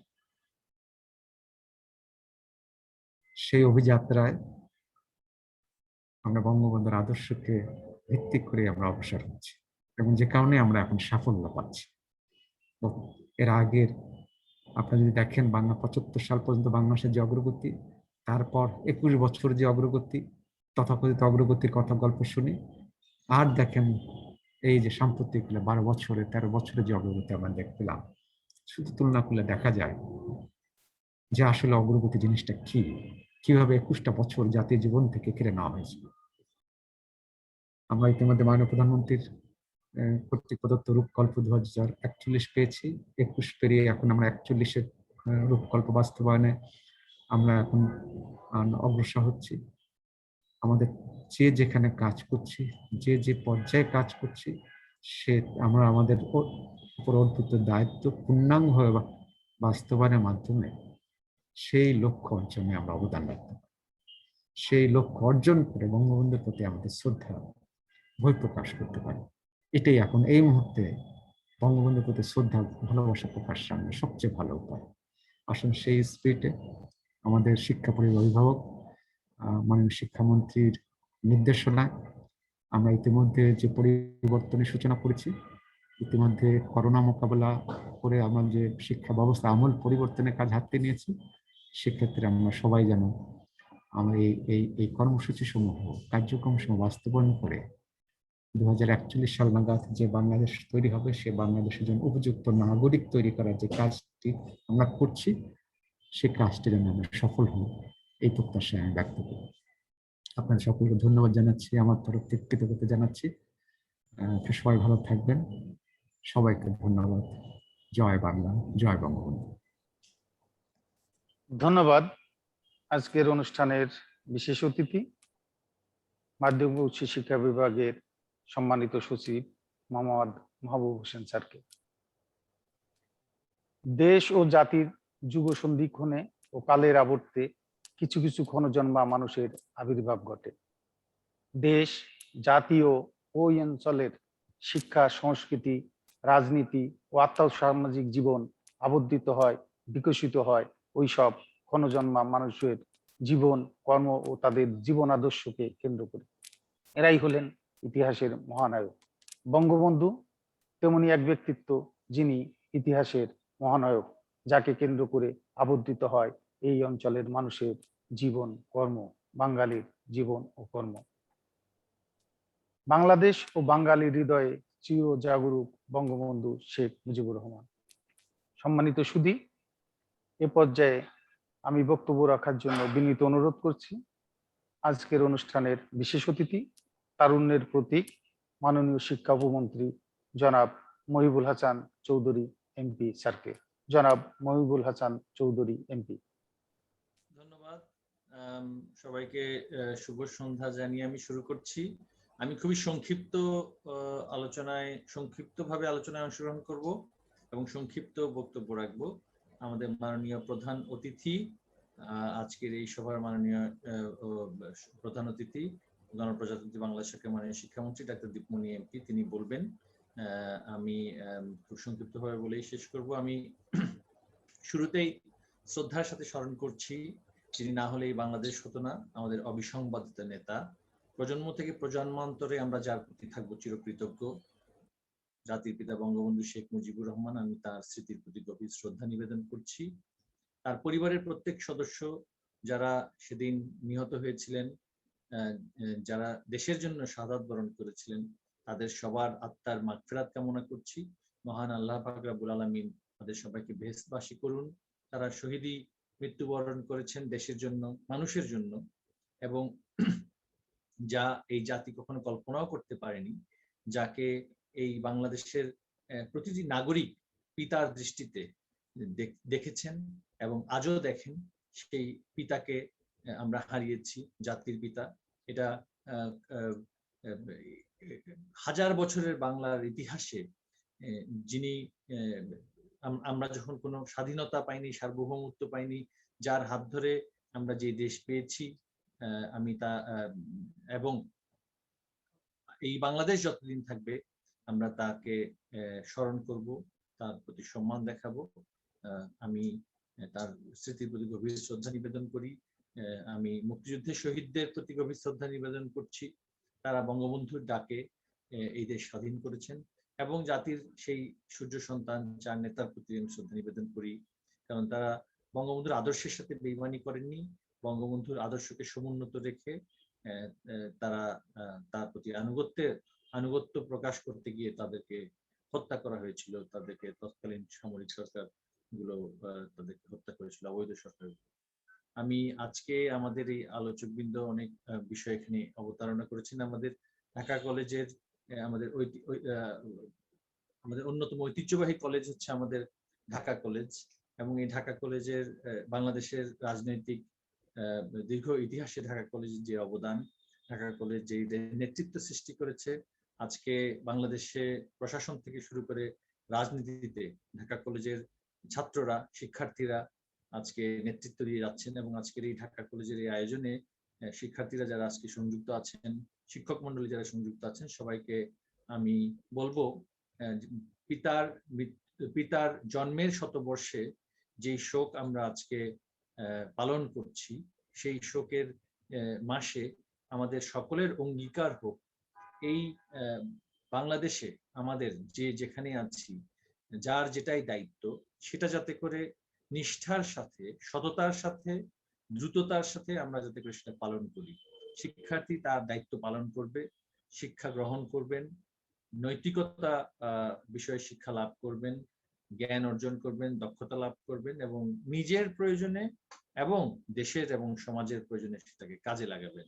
আমরা যারা প্রশাসনে আছি, যার যার অবস্থান থেকে নীতি নৈতিকতা চর্চা করব। আমরা দুর্নীতিকে প্রশ্রয় দিব না। আমরা জনগণের সেবার জন্য বঙ্গবন্ধু যেই নির্দেশনাগুলো দিয়ে গিয়েছেন সেটা অক্ষরে অক্ষরে পালন করব। এইভাবে করেই আমরা জাতির পিতার স্মৃতির প্রতি সবচেয়ে বেশি আমরা সম্মান জানাতে পারি, কারণ তিনি যেই দেশ চেয়েছিলেন সেই দেশ কিন্তু আমরা গড়তে পারিনি। আমরা দীর্ঘ 21 বছর ধরে যে কাজ হয়েছে বাংলাদেশে, যেভাবে করে পিছিয়ে দেওয়া হয়েছে, সেটা পূরণ করতে, সেটা পুনরায় অর্জন করতে আরো সেটা সেই শূন্যস্থান, যেই ধরনের লুটপাট লুটতরাজ হয়েছিল, তার পরবর্তীতে আরো 5 বছর আরো সংযুক্ত হয়, সেগুলো আসলে কাটিয়ে উঠতে অনেক সময় লাগবে। কিন্তু আমাদের মাননীয় প্রধানমন্ত্রীর নেতৃত্বে বাংলাদেশ যে এগিয়ে যাচ্ছে, এই এগিয়ে চলার পথে, এই অভিযাত্রায় আমাদের যদি সঠিকভাবে আমরা যার যার অবস্থান থেকে যদি কাজ করতে পারি, তাহলে কিন্তু বাংলাদেশকে নিয়ে জাতির পিতার যে স্বপ্ন ছিল, তার যে একটা দীর্ঘ, তার কারা জীবন সময়কালীন থেকে শুরু করে তার দীর্ঘ সংগ্রামী জীবনে যে রাষ্ট্র চিন্তাটা ছিল, রাষ্ট্রকে নিয়ে যে দর্শনটা ছিল, সেটা বাস্তবায়িত হবে সঠিকভাবে। সোনার বাংলা সত্যিকার অর্থেই গড়ে উঠবে। এবং তার রাজনৈতিক চিন্তায় কিন্তু শিক্ষার যে অংশ, শিক্ষার যে বিষয়টি, সেটা একেবারে তার যৌবন না, আমি বলবো একেবারে বাল্যকাল থেকেই, তার যে রাজনৈতিক সচেতনতা বোধ, সেখান থেকেই, কিশোরকাল থেকে সেটা সৃষ্টি হয়েছে। তিনি তার একেবারে কিশোর সময়ের উপরে যে সমস্ত গোয়েন্দা প্রতিবেদন আছে, সেখানে আমরা দেখছি তিনি বলছেন যে প্রাইমারি এডুকেশন, বেসিক এডুকেশন, এগুলোকে অবৈতনিক করতে হবে।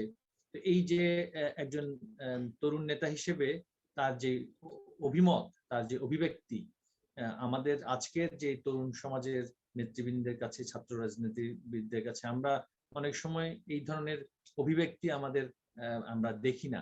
কিন্তু এখানে আমাদের পুরো গতানুগতিক চিন্তার সাথে এবং অনুশীলনের সাথে জাতির পিতার যে সুষ্ঠু রাজনৈতিক চেতনাবোধ একেবারে শৈশব থেকে যে গড়ে উঠেছে, এটা অনেকটাই মনে হয় যেন একটা অলৌকিক ঘটনা, যে সেই সামন্তবাদী সমাজে এবং অজপাড়াগা টুঙ্গিপাড়ায়, সেখানে যেখানে যাওয়াটাই কষ্টকর ছিল, শিক্ষা দীক্ষার আলো অবশ্যই কিছুটা পর্যায়ে ছিল, কিন্তু সেই ধরনের জায়গায় থেকে শেখ মুজিবুর রহমান বিশ্ব নাগরিক হয়েছিলেন। শেখ মুজিবুর রহমান বঙ্গবন্ধু হয়ে উঠেছিলেন। তার রাষ্ট্রচিন্তায় পৃথিবীর তাবৎ দার্শনিকের চেতনা, চিন্তা, আদর্শ প্রতিফলিত হয়েছিল। এটা অনেকটাই মানে এক ধরনের অলৌকিক ঘটনার মতো, যেন সৃষ্টিকর্তা যেন মনে হয় যে আমাদের এই জাতি রাষ্ট্রের ভাগ্য তার হাতে লিখে রেখেছিল, এবং তার জন্যই বোধহয় যেই মাসে তার জন্ম সেই মাসেই এই বাংলাদেশেরও জন্ম। এবং কাকতালীয়ভাবে তার স্ত্রী বঙ্গমাতা শেখ ফজিলাতুন্নেসা মুজিব, যিনি যাকে আমরা সেই অর্থে ইতিহাসে আমরা আলোচনায় আনিনি, এখন সময় হয়েছে আনার, তারও কিন্তু জন্ম সেই একই মার্চ মাসে জন্ম। তো না, তার জন্ম বোধহয় বঙ্গমাতা এই মাসে, সরি আগস্ট মাসে, জি আগস্ট মাসে। তো আমাদের জাতির পিতার জন্মের সাথে আমাদের দেশের জন্মের যে একটা যোগসূত্র, সেটা আমরা আসলে এটা অলৌকিক বিষয় আমার কাছে মনে হয়। যাই হোক, এত অজপাড়া গায়ে বঙ্গবন্ধু সেখানে জন্ম হওয়ার পরও তার যে চেতনা ছিল, চিন্তা ছিল, আদর্শিক অবস্থান ছিল, সেটা কিন্তু তার অবস্থানকে ছাপিয়ে গিয়েছে, এবং সেটা কিন্তু দীর্ঘ অধ্যাবসায়ের ফলে হয়েছে।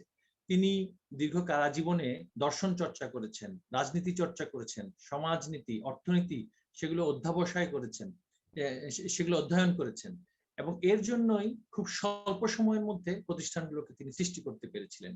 আমাদের তরুণ প্রজন্মের কাছে আমরা আহ্বান রাখবো, এই যে জাতির পিতার জীবনের এই প্রায়োগিক বিষয়টি যাতে করে আমরা ধারণ করতে পারি, যে আমরা যা আমরা শিখি, যা আমরা অর্জন করি, যা আমরা তাত্ত্বিক দৃষ্টিতে যা আমরা জেনে নেই, সেটা কিন্তু বাস্তব জীবনে প্রয়োগের ক্ষেত্রে আমাদের যে অনেক সময় প্রতিবন্ধকতা থাকে, সেটা কিন্তু আমরা অনেক ক্ষেত্রে অতিক্রম করতে পারি না। জাতির পিতার জীবন থেকে আমরা জানতে পারি, শিখি যে তাত্ত্বিক শিক্ষা এবং দর্শন চর্চা, এগুলোর সবগুলোর যে একটা প্রায়োগিক বিষয় আছে, তিনি কিন্তু সেটা প্রমাণ করে দিয়েছেন। তার দীর্ঘ অধ্যাবসায় সেটা আমাদের তার নির্বাহী দায়িত্বের স্বল্প সময়ের মধ্যে এমন ভাবে প্রতিফলিত হয়েছে, আজ পর্যন্ত আমরা সেটার সুফল ভোগ করছি। এবং তিনি সেই সময়ে যদি সেটা করে না দিতেন সেই খুবই কম সময়ের মধ্যে, তাহলে আমাদের এই রাষ্ট্রটা কার্যকর রাষ্ট্র, স্থায়ী রাষ্ট্র, টেকসই রাষ্ট্র বলেই টিকত না। ৭৫-এর 15ই আগস্টেই সেই রাষ্ট্রেরও অবলুপ্তি ঘটতো, অকার্যকর রাষ্ট্র সেখান থেকেই হয়ে যেত আমাদের দেশটা। কিন্তু বঙ্গবন্ধু সেটা হতে, বঙ্গবন্ধুর সিদ্ধান্তের কারণে, তার যে সুনির্দিষ্ট যে সমস্ত পদক্ষেপগুলো ছিল সেগুলোর কারণে কিন্তু সেটা হয়নি। যাই হোক, আমাদের আজকের এই আলোচনায় আমি তার স্মৃতির প্রতি শ্রদ্ধা নিবেদন করি, এবং আমাদের তরুণ সমাজের প্রতি আমার আহ্বান থাকবে যে আমরা তার জীবন থেকে শুধু তথ্য উপাত্ত নয়, তার আদর্শিক অবস্থানটি আমরা যাতে করে ধারণ করি। আমরা অনেক সময় জ্ঞান অর্জনের ক্ষেত্রে বা আমরা কোনো কিছু করার ক্ষেত্রে শুধু তথ্য উপাত্তের দিকে জোর দেই, কিন্তু তার যে আদর্শিক অবস্থানটি ছিল নারী পুরুষের সমতার ক্ষেত্রে, দক্ষতা নির্ভর শিক্ষা ব্যবস্থা সৃষ্টি করার ক্ষেত্রে, বিজ্ঞান মনস্কতার ক্ষেত্রে, এবং এমনকি এই যে নানান সম্প্রদায়ের সহাবস্থানের মাধ্যমে একটি ধর্মনিরপেক্ষ রাষ্ট্র তৈরির ক্ষেত্রে রাষ্ট্রীয় প্রশাসন কিভাবে সমানভাবে সকল নাগরিকের অধিকার নিশ্চিত করবে এবং তার মাধ্যমে সমাজতন্ত্র কায়েম করবে, এবং রাজনীতিতে সুষ্ঠু রাজনীতি হবে, ধর্ম নিয়ে রাজনীতি হবে না, অপরাজনীতি হবে না, সেই সমস্ত তার যে আদর্শিক অবস্থান, সেগুলো আমরা যাতে করে নিজেদের জীবনে যেখানে আছি সেগুলো যাতে করে আমরা প্রয়োগ করতে পারি, সেইটাতে আমাদের যাতে বিশ্বাস করতে পারি, শুধু তথ্যপত্র নয়, সেটা আমরা ধারণ করে লালন করে নিজেদের জীবনে প্রতিফলিত করতে পারলে তার যে স্বপ্নের সোনার বাংলা, সেটা আমরা অবশ্যই অর্জন করতে পারবো। এবং আমাদের মাননীয় প্রধানমন্ত্রী যে লক্ষ্য নির্ধারণ করে দিয়েছেন, সেই লক্ষ্য আমরা অর্জন করার মাধ্যমে, স্বপ্নের সোনার বাংলা বাস্তবায়ন করার মাধ্যমে আমরা জাতির পিতার স্মৃতির প্রতি সবচেয়ে বেশি শ্রদ্ধা আমরা নিবেদন করতে পারি। কারণ তার যে স্বপ্ন সেটা বাস্তবায়িত হলেই কিন্তু আমরা তার প্রতি সবচেয়ে বড় সম্মান দেখাতে পারি। আর সেই লক্ষ্যে আমরা কাজ করে যাচ্ছি।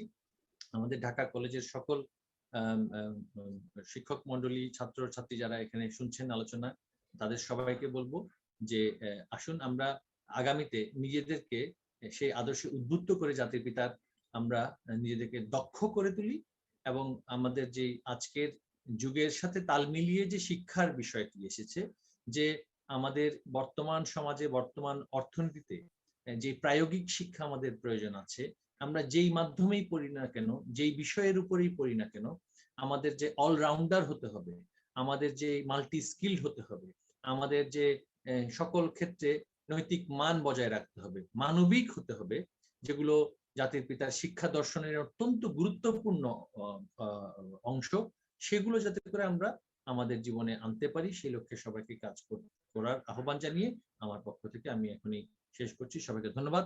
জয় বাংলা, জয় বঙ্গবন্ধু, বাংলাদেশ চিরজীবী। ধন্যবাদ মাননীয় শিক্ষা উপমন্ত্রী জনাব মহিবুল হাসান চৌধুরী স্যারকে তার সাবলীল এবং সুন্দর এবং দিক নির্দেশনামূলক বক্তব্য উপস্থাপনের জন্য। সম্মানিত সুধী, আমাদের আজকের অনুষ্ঠানের প্রধান অতিথি মাননীয় শিক্ষামন্ত্রী ডাক্তার দীপুমণি। ডাক্তার দীপুমণি একজন সুবক্তা এবং অত্যন্ত মেধাবী রাজনীতিবিদ। তার পিতা এম.এ. ওয়াদুদ ছিলেন একজন ভাষা সৈনিক, বীর মুক্তিযোদ্ধা ও নির্ভীক রাজনীতিবিদ। ডাক্তার দীপুমণি বাংলাদেশের প্রথম মহিলা পররাষ্ট্রমন্ত্রী হিসাবে সফলতার সাথে দায়িত্ব পালন করেন। তার সময়ে বাংলাদেশের পররাষ্ট্র মন্ত্রণালয় প্রতিবেশী দেশসমূহের সাথে বিভিন্ন সমস্যা সমাধানে পদক্ষেপ গ্রহণ করেন। এর মধ্যে অন্যতম হচ্ছে সমুদ্র সীমা নির্ধারণ। এই সময়ে বাংলাদেশ সরকার প্রতিবেশী দেশ মিয়ানমার এবং ভারতের সাথে প্রায় 4 দশকের সমুদ্র সীমা সংক্রান্ত অমীমাংসিত বিষয়টি আন্তর্জাতিক আইনের আওতায় চূড়ান্তভাবে নিষ্পত্তির উদ্যোগ গ্রহণ করেন। 10ম সংসদে নির্বাচিত হয়ে তিনি পররাষ্ট্র মন্ত্রণালয় বিষয়ক সংসদীয় স্থায়ী কমিটির সভাপতির দায়িত্ব পালন করেন। বাংলাদেশ আওয়ামী লীগের তিনি যুগ্ম সাধারণ সম্পাদক। একাদশ সংসদে নির্বাচিত হয়ে ডাক্তার দীপুমণি নিযুক্ত হন শিক্ষামন্ত্রী হিসাবে। তিনি বাংলাদেশের প্রথম নারী শিক্ষামন্ত্রী। তার নেতৃত্বে চতুর্থ শিল্প বিপ্লব উপযোগী হয়ে গড়ে উঠছে বাংলাদেশের শিক্ষা ব্যবস্থা। সম্মানিত সুধী, যা আমাদের আজকের অনুষ্ঠানের প্রধান অতিথি ডাক্তার দীপুমণি মাননীয় শিক্ষামন্ত্রী। আমি বিনীত অনুরোধ করছি মাননীয় শিক্ষামন্ত্রীকে তার মূল্যবান ও দিক নির্দেশনামূলক বক্তব্য উপস্থাপনের জন্য। আসসালামু আলাইকুম। আমি সবাইকে মুজিব বর্ষের এবং স্বাধীনতার সুবর্ণ জয়ন্তীর শুভেচ্ছা জানাই এবং আজকে আমার বক্তব্যের শুরুতেই গভীর শ্রদ্ধায়, ভালোবাসায়, কৃতজ্ঞতায় স্মরণ করি সর্বকালের সর্বশ্রেষ্ঠ বাঙালি জাতির পিতা বঙ্গবন্ধু শেখ মুজিবুর রহমানকে। স্মরণ করি 75 15 আগস্টের সেই কাল রাত্রিতে ঘাতকের নির্মম বুলেটে নৃশংসভাবে নিহত বঙ্গবন্ধু পরিবারের সদস্যবৃন্দ, তার মধ্যে বিশেষ করে মাতা বেগম ফজিলাতুন্নেছা মুজিব, বঙ্গবন্ধুর 3 পুত্র শেখ কামাল, শেখ জামাল, যারা এই ঢাকা কলেজেরই শিক্ষার্থী ছিল এক সময়, তার শিশু পুত্র শেখ রাসেল সহ সমস্ত সেই দিনের শহীদদেরকে আমি খুবই শ্রদ্ধায় স্মরণ করি জাতীয় 4 নেতাকে, যাদেরকে কারাগারে নৃশংসভাবে হত্যা করা হয়েছিল 3রা নভেম্বর 1975। স্মরণ করি স্বাধীনতার আমাদের মুক্তিযুদ্ধের 30 লক্ষ শহীদকে, লক্ষ লক্ষ ধর্ষিতা নারীকে এবং আমাদের 52 ভাষা আন্দোলন থেকে আজ পর্যন্ত আমাদের সকল অধিকার আদায়ের আন্দোলন সংগ্রামে যারা আত্মাহুতি দিয়েছেন তাদের সকলকে। আজকে ঢাকা কলেজ আয়োজিত এই জাতীয় শোক দিবস উপলক্ষে যে আলোচনা সভা, সে আলোচনা সভার সম্মানিত সভাপতি, আমাদের বিশেষ অতিথি মাননীয় উপমন্ত্রী মহোদয় সহ অন্যান্য সকল বিশেষ অতিথিবৃন্দ। মাগরিবের নামাজের আজান অনেকক্ষণ আগে হয়ে গেছে এবং এই নামাজের সময়টা আসলে খুবই সংক্ষিপ্ত। আমি একেবারেই সত্যিকার অর্থেই খুব ছোট করে 2টি কথা বলে শেষ করবো, কারণ ইতিমধ্যেই আমাদের শিক্ষা ব্যবস্থায় আমরা কি করছি, কি পরিবর্তনগুলো সূচিত হচ্ছে, আমাদের ডিজি মহোদয় বলেছেন, আমাদের সচিব মহোদয় বলেছেন, আমাদের মাননীয় উপমন্ত্রী মহোদয়, আমাদের শিক্ষার চেহারাটি কেমন হওয়া দরকার এই মুহূর্তে আমরা কি শিক্ষা ব্যবস্থায় কি পরিবর্তন আমাদের আনা দরকার, প্রায়োগিক শিক্ষার কথা, আর সেই বিষয়গুলো, বিজ্ঞান মনস্ক হওয়া, আমাদের প্রযুক্তির ব্যবহার, সেগুলোর কথা বলেছেন। মূল্যবোধ শেখার কথা আমরা সবাই বলছি সবসময়। আমাদের শিক্ষার দিক থেকে আমাদের যা করণীয় সেই বিষয়গুলো নিয়ে ব্যাপক আলোচনা হয়ে গেছে। আমি একদমই আর সে কথায় যাব না। বঙ্গবন্ধুর শিক্ষা ভাবনা নিয়ে আমরা এগিয়ে যাচ্ছি, তার শিক্ষা দর্শনের অনুসারেই আমরা এগিয়ে যাব বঙ্গবন্ধু কন্যার নেতৃত্বে। আমাদের বঙ্গবন্ধুকে জানতে হবে এবং বঙ্গবন্ধুকে জানবার ক্ষেত্রে একটা খুব বড় উদ্যোগ ঢাকা কলেজ বিগত কতগুলো বছরে নিয়েছিল। বঙ্গবন্ধুর অসমাপ্ত আত্মজীবনী সকল শিক্ষার্থী তারা পড়তো এবং তার উপরে তাদের আবার কুইজ হতো, যেটি ঢাকা কলেজের একটি অত্যন্ত গুরুত্বপূর্ণ উদ্যোগ ছিল এবং আমি মনে করি যে সেই উদ্যোগটিকে ধারাবাহিকভাবে চালিয়ে নেওয়া দরকার। শুধু তাই নয়, আমি মনে করি যে আমাদের বঙ্গবন্ধুর লেখা এই 3টি বই, অসমাপ্ত আত্মজীবনী, কারাগারের রোজ নামচা এবং আমার দেখানো আচিন, একেবারে সকলের পড়া প্রয়োজন, সকল বয়সী সকলেরই পড়া প্রয়োজন। আর আমি বিশ্বাস করি যে অসমাপ্ত আত্মজীবনীটি আমাদের পাঠ্যসূচিতেই সেটি অন্তর্ভুক্ত করা খুবই জরুরি। বঙ্গবন্ধুকে জানতে হবে। বঙ্গবন্ধুকে জানলে আমরা আমাদের ইতিহাস জানবো, একই সঙ্গে আমাদের বর্তমানকে আমরা কি করে গড়ে তুলবো তা জানবো, আমাদের ভবিষ্যৎ বিনির্মাণের পথরেখা তিনি দিয়ে গেছেন। কাজেই বঙ্গবন্ধুকে জানা আমাদের জন্য জরুরি। বঙ্গবন্ধুকে জানা মানে বাংলাদেশকে জানা, বঙ্গবন্ধুকে জানা মানে বাঙালির ইতিহাসকে জানা। সেজন্য আমি সবার কাছে আহ্বান জানাবো আমরা যেন বঙ্গবন্ধুকে জানি, এবং সেজন্য আজকে তার নিজের লেখা 3টি বই, যে 3টি বই তার প্রিয়তমা স্ত্রী বঙ্গমাতা বেগম ফজিলাতুন্নেসা মুজিব রেনু, তার কল্যাণে আমরা তার লেখাগুলো পেয়েছি, আর বই আকারে এগুলো আমরা পেয়েছি। বঙ্গবন্ধু কন্যার কল্যাণে তাদের কাছে আমি আমার কৃতজ্ঞতা জানাই, তাদের প্রতি আমার কৃতজ্ঞতা জানাই। আমাদের বঙ্গবন্ধুকে জানবার জন্য তার শৈশব কৈশোর, তার উপরে ভিত্তি করে যে তার পরবর্তী জীবনে তিনি তরুণ নেতা হয়েছেন, সবার মুজিব ভাই হয়েছেন, তার থেকে বঙ্গবন্ধু হয়েছেন, তার থেকে জাতির পিতা হয়েছেন, এই দীর্ঘ পথ পরিক্রমায় তার সংগ্রাম, তার আন্দোলন, তার ত্যাগ, তার তিতিক্ষা, সেগুলোকে আমাদের জানতে হবে। এবং তিনি যে জীবন বোধ, যে ইতিহাস বোধ, যে মানবতা বোধ গুলো নিয়ে, মূল্যবোধ গুলো নিয়ে তিনি গড়ে উঠেছেন এবং যে মূল্যবোধ গুলোর উপরে তিনি এই দেশটিকে তৈরি করেছেন, এই সমাজটিকে তিনি যেভাবে দেখতে চেয়েছেন, সেই তার স্বপ্নের সোনার বাংলা, সেই স্বপ্নের সোনার বাংলা গড়বার জন্য সোনার মানুষ দরকার, সে কথাটি তিনি বলেছেন। এবং তিনি আমাদের যে রাষ্ট্রীয় 4 মূল নীতির কথা বলেছেন, মুক্তিযুদ্ধের চেতনার কথা বলেছেন। আমরা যদি আমাদের সেই অসাম্প্রদায়িক গণতান্ত্রিক বাংলাদেশকে, যেটি হবে বৈষম্যহীন, সেই রকম ক্ষুধা দারিদ্র মুক্ত একটি সুখী সমৃদ্ধ বাংলাদেশ গড়বার জন্য আজকে তার কন্যার নেতৃত্বে অপ্রতিরোধ্য গতিতে আমরা এগিয়ে চলেছি।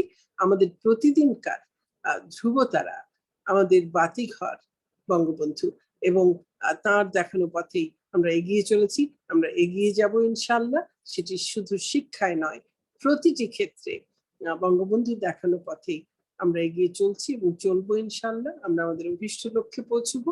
4র্থ শিল্প বিপ্লবের সমস্ত চ্যালেঞ্জ মোকাবেলা করা, 4র্থ শিল্প বিপ্লবের সফল অংশীদার হওয়া, আমাদের ডেমোগ্রাফিক ডিভিডেন্ড অর্জন করা, আমাদের টেকসই উন্নয়ন লক্ষ্যমাত্রা অর্জন করা, আমাদের 2041-এর স্বপ্ন বাস্তবায়ন করা, 2100 সালের বদ্বীপ পরিকল্পনা বাস্তবায়ন করা, আমাদের যে স্বাধীন সার্বভৌম এই বাংলাদেশটি, যে স্বাধীনতার মুক্তির লক্ষ্য নিয়ে এক সাগর রক্তের বিনিময়ে, অনেক ত্যাগ তিতিক্ষার বিনিময়ে যে তৈরি হয়েছিল, সেই বাংলাদেশের সব স্বপ্নকে সফল করতে হলে বঙ্গবন্ধুর জীবনকেই আমাদের জানতে হবে, বুঝতে হবে, অনুধাবন করতে হবে, উপলব্ধি করতে হবে, বঙ্গবন্ধুকে নিয়ে চর্চা করতে হবে, তার কাছ থেকেই শিখতে হবে, তার দেখানো পথেই আমাদের এগিয়ে যেতে হবে। সকল শহীদের প্রতি বিনম্র শ্রদ্ধা। নিশ্চয়ই ঢাকা কলেজের সকলের সঙ্গে আবারও পরবর্তীতে কোনো এক সময় নিশ্চয়ই কথা বলবার সুযোগ হবে। আজকে এই পর্যন্তই। সকলকে অনেক অনেক ধন্যবাদ। জয় বাংলা, জয় বঙ্গবন্ধু, বাংলাদেশ চিরজীবী।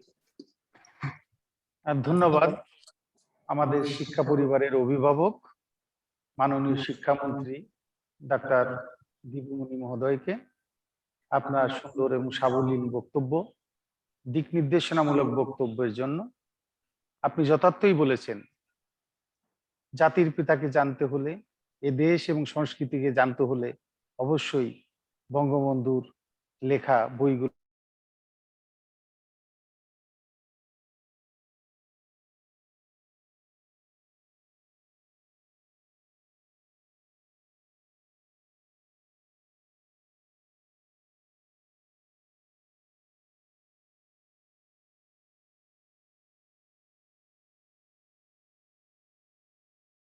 প্রধান শিক্ষা সমিতির বিদায়ী কমিটির সভাপতি, জনপ্রিয় ব্যক্তিত্ব, ঢাকা কলেজের সম্মানিত অধ্যক্ষ প্রফেসর আই.কে. সেলিমুল্লাহ খন্দকার স্যারকে। প্রফেসর আই.কে. সেলিমুল্লাহ খন্দকার। ধন্যবাদ জনাব কুদ্দুস শিকদার। স্বাধীনতার মহান স্থপতি জাতির পিতা বঙ্গবন্ধু শেখ মুজিবুর রহমানের ৪৬তম শাহাদাত বার্ষিকী ও জাতীয় শোক দিবস ২০২১ উপলক্ষে ঢাকা কলেজ কর্তৃক আয়োজিত আজকের এই আলোচনা অনুষ্ঠানের সম্মানিত প্রধান অতিথি, শিক্ষা পরিবারের অভিভাবক, মাননীয় শিক্ষামন্ত্রী ডাক্তার দীপুমণি এমপি, আমাদের শিক্ষা পরিবারের আরেক অভিভাবক জনাব মহিবুল হাসান চৌধুরী, মাননীয় উপমন্ত্রী, শিক্ষা মন্ত্রণালয়ের মাধ্যমিক ও উচ্চ শিক্ষা বিভাগের সম্মানিত সচিব জনাব মোহাম্মদ মাহবুব হোসেন, মাধ্যমিক উচ্চ শিক্ষা অধিদপ্তরের সম্মানিত মহাপরিচালক প্রফেসর ডক্টর সৈয়দ মোহাম্মদ গোলাম ফারুক, সম্মানিত উপাধ্যক্ষ এটিএম মইনুল হোসেন, আহ্বায়ক আজকের অনুষ্ঠানের প্রফেসর ইদ্রিস আওলাদার, সরকারি 7 কলেজের সম্মানিত অধ্যক্ষবৃন্দ সহ ঢাকা শহরের আমার প্রিয় উপস্থিত অধ্যক্ষবৃন্দ, ঢাকা কলেজের আমার প্রিয় সহকর্মীবৃন্দ, আমাদের সাথে সংযুক্ত ঢাকা কলেজের ছাত্র,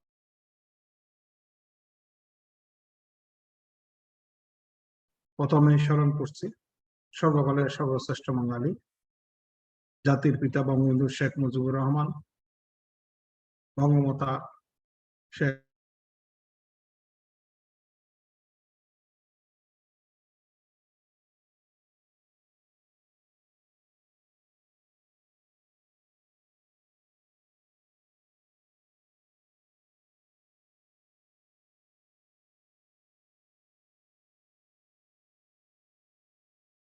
নিষ্ঠুর পাকিস্তান বাহিনী যেটা করতে পারেনি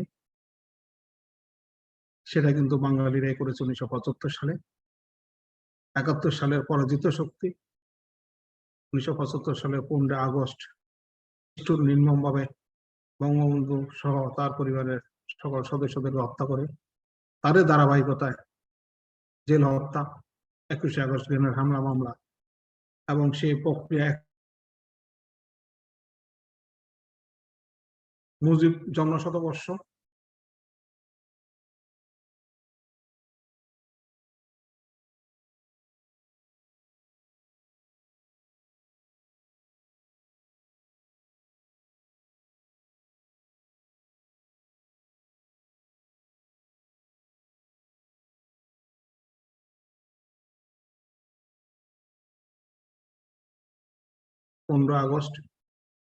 পনেরো আগস্টের সাথে ঢাকা কলেজের একটা আবেগ জড়িত, কারণ বঙ্গবন্ধুর 2 সন্তান বীর মুক্তিযোদ্ধা শেখ কামাল ও শেখ জামাল ঢাকা কলেজের শিক্ষার্থী ছিল এবং রাজনীতিতে শেখ কামালের বিশাল ভূমিকা ছিল। তার বন্ধু বা তার সহকর্মী যখন তার যারা ছিলেন এখানে, তাদের মুখে আমরা অনেক কিছু শুনেছি। ঢাকা কলেজ শেখ কামালের নামে একটা ছাত্রাবাস করেছে, ঢাকা কলেজের একটা নতুন একাডেমিক ভবন, সেটাও শেখ জামালের নামে প্রস্তাবিত। আমরা আশা করছি, আমাদের মাননীয় মন্ত্রী মহোদয়ের সাথে আমার কথা হয়েছে, সেপ্টেম্বরের শেষ দিকে আমরা আশা করছি সেই ছাত্রাবাস, সেই একাডেমিক ভবন উদ্বোধন হবে। 32 নম্বরের সাথে ঢাকা কলেজ কাছাকাছি অবস্থানের কারণেই হোক, বঙ্গবন্ধু তনয়রা এখানে পড়াশোনার কারণেই হোক, নানাবিধ কারণে এই ঐতিহ্যবাহী কলেজের অনেক ভূমিকা আন্দোলন সংগ্রামে 52 থেকে শুরু করে সকল আন্দোলন সংগ্রামে এই কলেজ অনেক ভূমিকা রেখেছে। আমাদের যারা প্রিয় শিক্ষার্থী, যারা মুক্তিযুদ্ধ দেখেনি, তারা অন্তত বঙ্গবন্ধু যদি আত্মজীবনী, আমাদের মাননীয় শিক্ষামন্ত্রী বলেছেন, আত্মজীবনী যদি আমরা পড়ি, তারা গৌরববোধ করবে। বাংলাদেশ আজ স্বাধীনতা সুবর্ণ জয়ন্তীতে উন্নয়নশীল দেশে উন্নীত হয়েছে। এই সালটা এই জন্য আমাদের কাছে আরো উল্লেখযোগ্য, তার সুযোগ্য কন্যার হাত ধরে বঙ্গবন্ধু যে স্বপ্নের সোনার বাংলা, সে লক্ষ্যে বাংলাদেশ এগিয়ে যাচ্ছে। আমরা বঙ্গবন্ধুর আদর্শকে যদি ধারণ করি, আমরা যারা শিক্ষার সাথে বিশেষ করে জড়িত, আমাদের সামনে এখন অনেকগুলো লক্ষ্য আছে। 2030 সালের ভিতরে আমাদের SDG 4 মানসম্মত শিক্ষা নিশ্চিতকরণের লক্ষ্য নির্ধারিত আছে। 2041 সালে উন্নত সমৃদ্ধ বাংলাদেশের যে লক্ষ্যমাত্রা নির্ধারণ করা আছে। আমাদের যে চতুর্থ শিল্প বিপ্লবের যে সামনের যে চ্যালেঞ্জ বলা হচ্ছে, চতুর্থ শিল্প বিপ্লবের মানে 2030 সালের ভিতরে অনুমান করা হয় যে প্রায় 80 কোটি লোকের যে ট্রেডিশনাল চাকরি বাকরির বা কর্মসংস্থানের যে সুযোগ সেটা থাকবে না। বিকল্প হচ্ছে 100 কোটি লোকের নতুন কর্মসংস্থানের সৃষ্টি হবে। সে লক্ষ্যে, সে চতুর্থ বিপ্লবের চ্যালেঞ্জ মোকাবেলায় এবং সেখানে যাতে বাংলাদেশ নেতৃত্ব দিতে পারে, মাননীয় প্রধানমন্ত্রীর নেতৃত্বে আমাদের বর্তমান শিক্ষামন্ত্রী এবং উপমন্ত্রী সহ আমরা যারা আছে, আমাদের সচিব মহোদয় আছেন, ডিজি মহোদয় আছেন, আমরা সবাই আমাদের সে লক্ষ্যে আমরা এগিয়ে যেতে চাই। আমাদের ডেল্টা প্ল্যান যেটা, সেটাও আমাদের একটা লক্ষ্য। আমি আজকে সারাদিন ধরে আমাদের মাননীয় মন্ত্রী উপমন্ত্রী সারাদিন, সচিব মহোদয় সারাদিনে মিটিং এ ব্যস্ত ছিলেন, অনেকগুলো প্রোগ্রাম, আজকে একটা উল্লেখযোগ্য মিটিং ও করেছেন কিভাবে শিক্ষা প্রতিষ্ঠান খোলা যায় সেই বিষয় নিয়ে। আমিও সেটাতে সংযুক্ত ছিলাম। তারপরও এত কষ্ট করে আমাদের সাথে আজকে সংযুক্ত হয়েছেন। এটাও কিন্তু আজকে ডিজিটাল বাংলাদেশ, প্রধানমন্ত্রী শেখ হাসিনার নেতৃত্বে যে আমরা যে ডিজিটাল বাংলাদেশ আমরা বলি, একেবারে 15 মিনিটের নোটিশে আমরা সেই মিটিং এ যুক্ত হই। সেখানে 86 জন সকল পাবলিক বিশ্ববিদ্যালয় বিসি মঞ্জুরি কমিশনের চেয়ারম্যান সহ মাননীয় মন্ত্রী উপমন্ত্রী সচিব প্রাইমারি প্রতিমন্ত্রী সবাই সংযুক্ত ছিলেন। এটা একটা বিশাল একটা অর্জন। 15 মিনিটের নোটিশে কিন্তু এত বড় একটা মিটিং সম্ভব হয়েছে এবং সেখানে উল্লেখযোগ্য আলোচনা সম্ভব হয়েছে। আমরা মনে করি এটা স্বাধীনতার সুফল। মহান মুক্তিযুদ্ধে আমাদের 30 লক্ষ মহাবন তাদের আত্মত্যাগের বিনিময়ে আমাদের জন্য এই সুফল বয়ে এনেছে এবং সে আরো অর্জন আমাদের হবে। আমরা 2041 সালে উন্নত সমৃদ্ধ বাংলাদেশ গড়লে সেই সুযোগ বা সে সুফল আমাদের বর্তমান তরুণ প্রজন্ম যারা সেখানে তারা নেতৃত্ব দিবে এবং সেই সুবিধা তারাই ভোগ করবে। হয়তো আমাদের মতো প্রজন্ম সেখানে থাকবে না। আমরা সে লক্ষ্যে এগিয়ে যাব এবং সেটাই হবে বঙ্গবন্ধুর প্রতি সম্মান প্রদর্শন, বঙ্গবন্ধুর আদর্শকে ধারণ করা। আমি আবারও সবাইকে আমার শ্রদ্ধা জানাই। আর এই অনুষ্ঠানের সাথে যারা সম্পৃক্ত ছিলেন, এই অনুষ্ঠানকে সফল করেছেন, তাদের প্রতি ধন্যবাদ এবং কৃতজ্ঞতা। জয় বাংলা, জয় বঙ্গবন্ধু, বাংলাদেশ চিরজীব। আমি আজকের অনুষ্ঠানের এখানে সমাপ্তি ঘোষণা করছি। সবাইকে ধন্যবাদ। ধন্যবাদ স্যার। অনেক ধন্যবাদ, অনেক ধন্যবাদ। ধন্যবাদ মাননীয় শিক্ষামন্ত্রী, উপমন্ত্রী। আমি খুবই দুঃখিত এই সময় সংক্ষিপ্ততার জন্য, একেবারেই খুব ছোট করে একটু বলতে বাধ্য হলাম, ক্ষমা করবেন। না স্যার, আমরা আপনার কথা আরো শুনবো। আমাদের সেপ্টেম্বরে যদি আপনি পরে আসেন নিশ্চয়ই এক সময় আসবো। আমরা আপনার কথা এবং আমাদের উপমন্ত্রী অত্যন্ত ভালো বলে, আপনারা দুইজনে স্যার খুব ভালো বলেন স্যার, আমরা আপনাদের কথা শুনবো স্যার। Thank you. ঠিক আছে। আর ঢাকা কলেজের প্রতি তো আমার একটা অন্য রকমের টান আছেই। আপনার বাবা এখানকার কলেজের ছাত্র ছিলেন। জি স্যার। স্যার এটা আমরা জানি স্যার। Thank you sir. অনেক ধন্যবাদ। জি ধন্যবাদ। আসসালামু আলাইকুম। শেখ কামাল, শেখ জামাল দুজনেই আমাদের কলেজের ছাত্র, সুতরাং আমাদের স্মৃতি অনেক। Thank you. আসসালামু আলাইকুম। আসসালামু আলাইকুম। জি, আপনাদের সবাইকে ধন্যবাদ জানাচ্ছি।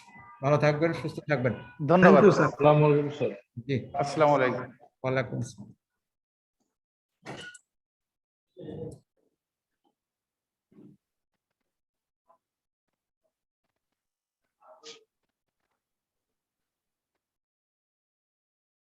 করে দিই।